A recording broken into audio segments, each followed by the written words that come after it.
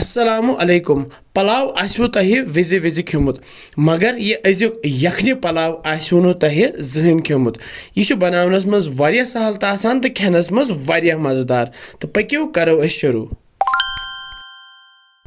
Sari khot gonyat new me bod bana atmas tra me ye kawil basmat. Yishu alpal 100 gram basmat te yishu zag basmat me nimut am pata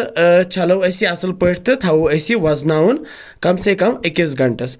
Ame pat ni me ye lakad dich warta atmas tra me ye bod kawil zamdod. Zamdod chu me nimut alpal 100 ml. Te atraba ye telekrund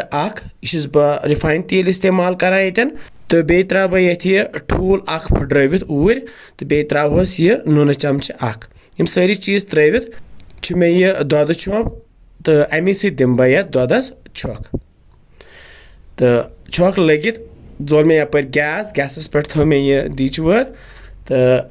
अत रोज बह खलन one दिवान दिवान युत काल ग्रेख ये ग्रेख ये थो gas तल लोत तो कैंसस टाइमस रोजो खलन दिवान दिवान वचस दूध फोट न कहें अम पे क्या करो अम पे फिरो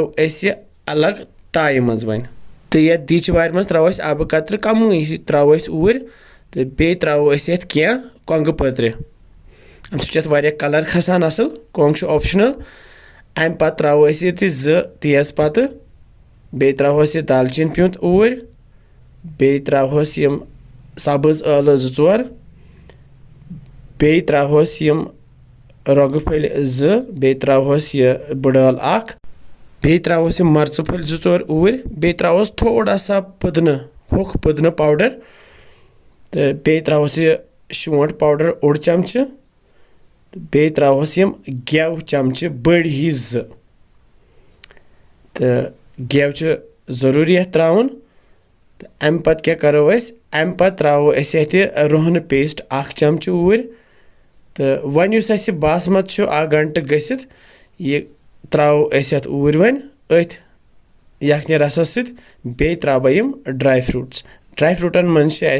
काजू किशमिश ज़रिश बादाम बे मे नुक कर खोपर खंच त्राम ऊर वचस तो ड्राई फ्रूट त्रे मे ज़्यादा पहम तो यम रलाव सती असल पे तो ड्राई फ्रूटन मन कंजूसी करें क्या असल पे रलवित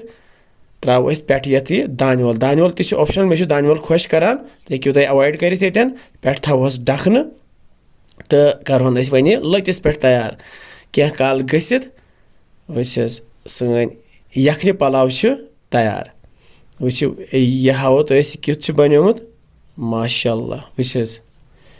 क्युत वारिया असल रंग ये खोतमुत तो पुलाव सोन तैयार अम पे उन मे यह त्रामो प्लेट तो अथ मज त्रोहन वचस माशाअल्लाह